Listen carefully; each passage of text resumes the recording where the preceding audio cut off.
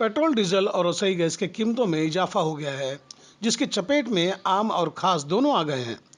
मोदी सरकार यह कहकर पल्ला झाड़ चुकी है, पिछली सरकार की नीतियों का यह असर है, जिसकी वजह से पेट्रोलियम पदार्थ की कीमतों में इजाफा हो रहा है। डीजल और पेट्रोल के दाम बढ़ने से माल ढुलाई में इजाफा होना तय है, जिसकी आंच में अब किसान भी तपेंगे और जनता भी।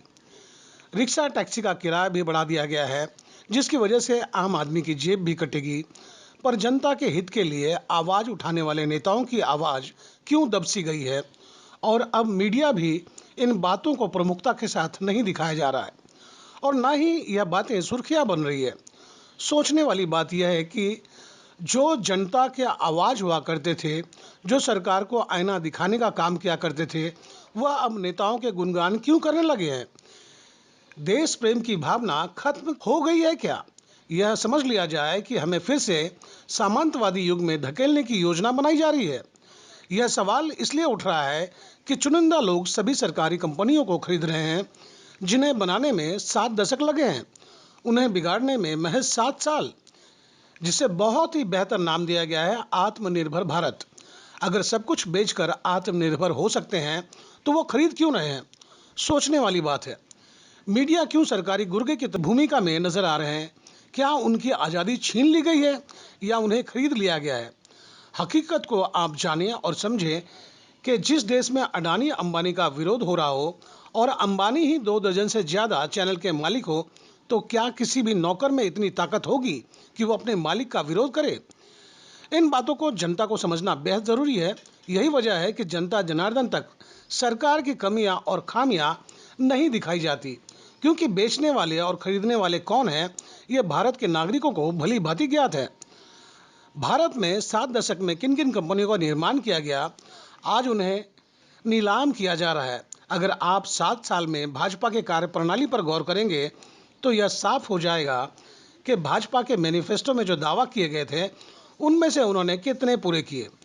भाजपा के नीतियों का जिन्होंने भी प्रखरता के साथ विरोध किया, उनका क्या हश्र हुआ, यह किसी से छुपी नहीं है। शायद यही वजह है कि अब नेताओं में भी भय का माहौल तैयार हो गया है, जिसकी वजह से अब सरकार की गलत नीतियों पर कोई खुलकर विरोध करने से कतराने लगे हैं। लोकतंत्र को अगर जिंदा रखना है, तो जनता को सरकार से सवाल पूछना होगा कि आखिर कैसे देश की अर्थव्यवस्था चौपट हो रही है और कैसे अडानी अंबानी के कारोबार दिन दुगना रात चौगुना इजाफा हो रहा है। क्यों भारत का रुपया डॉलर के मुकाबले गिरता जा रहा है? क्यों महंगाई बढ़ती जा रही है? क्यों देश की सरकारी कंपनियां बेची जा रही है? कैसे मुनाफा में चलने वाली सरकारी कंपनियां घाटे में चली गई?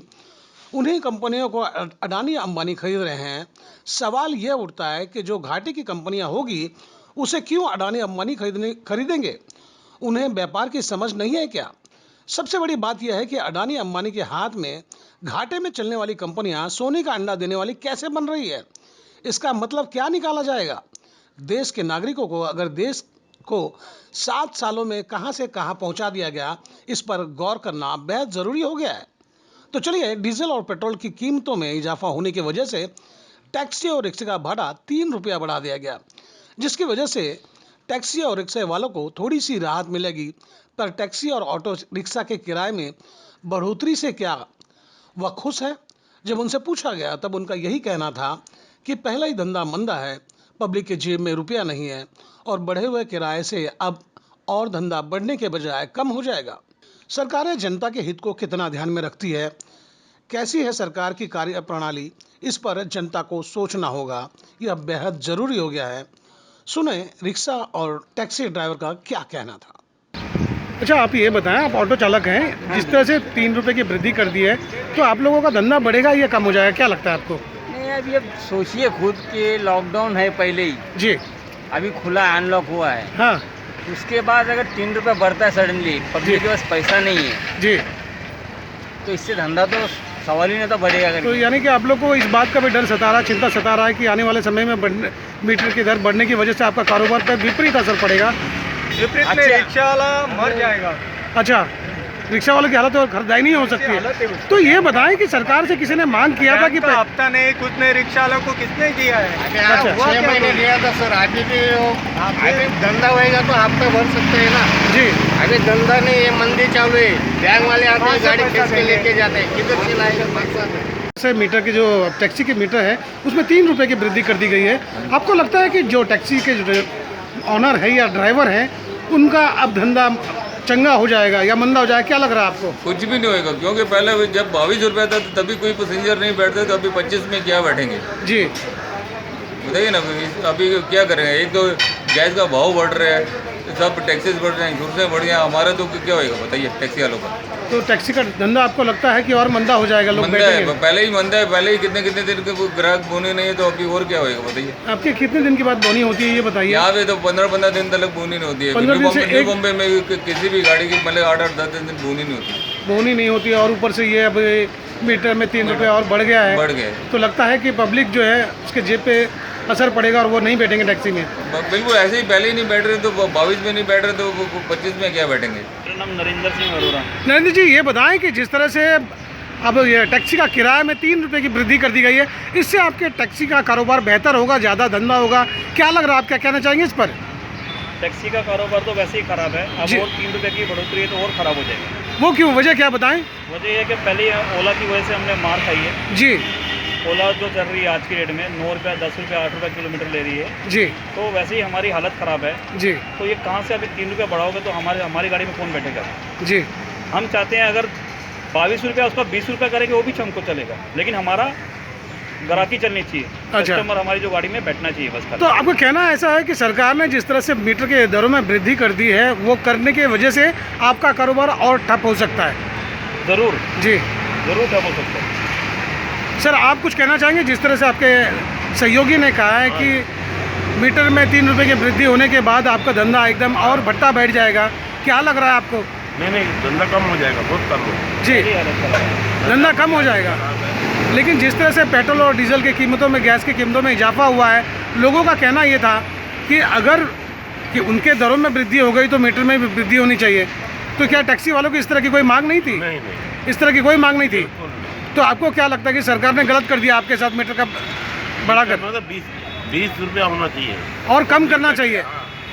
पब्लिक बैठना जी। चाहिए। हम ये चाहते हैं कि हमारी गाड़ी में ना कस्टमर आवे, जी हमारे को पैसा भले कम मिले लेकिन हमारा बिजनेस चलता रहे। जी हमारे 2 को पैसा कम मिलेगा दो लेकिन पैसा कम कारोबार मिले, हो। लेकिन कारोबार चलना चाहिए। हाँ हम ये चाहते हैं, हमें ये नहीं चाहिए कि मीटर बढ़ जाए और बेचारे जो पब्लिक है उनको, हम पब्लिक को तकलीफ हो गई। जी आप कुछ कहना चाहते थे, क्या कह रहे थे आप?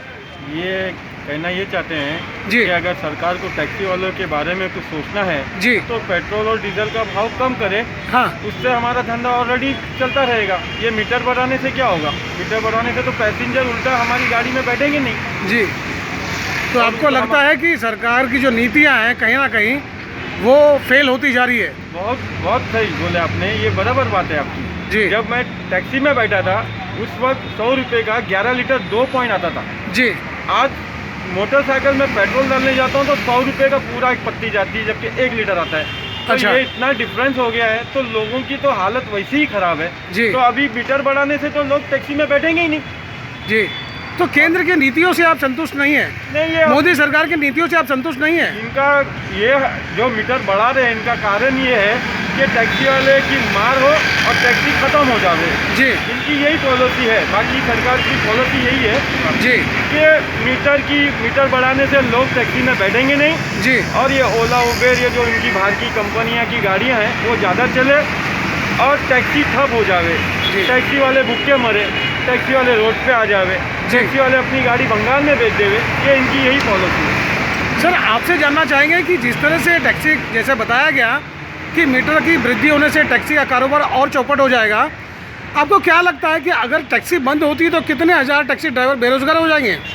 ये जो मीटर बढ़ाया है हमारी मांग नहीं थी। जी मांग नहीं होने के मतलब बिना मांगे हमको ये मिला हुआ है। जी बिना मांगे जो मिलता है उसको बंद करना रहता है, करके मिलता है। अच्छा कि गवर्नमेंट को टैक्सी बंद करनी है। जब पूरे बम्बई में परमिट चालू करने का था तभी वो बोले थे कि आप हम 1000 टैक्सी भी नहीं चालू कर सकते, परमिट ट्रैफिक बहुत बढ़ जाएगा। जी तो आज 1 लाख ओला उबर की गाड़ियाँ बढ़ाई, जी। तो उससे क्या ट्रैफिक बढ़ा नहीं?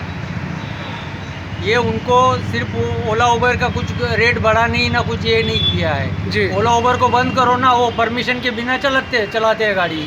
ओके। उनको परमिशन थोड़ी है, उनको परमिशन है आप कोई ट्रैवल्स का कस्टमर आया है तो आप जाओ, वो ये नहीं है कि टैक्सी का भाड़ा मारो। जी।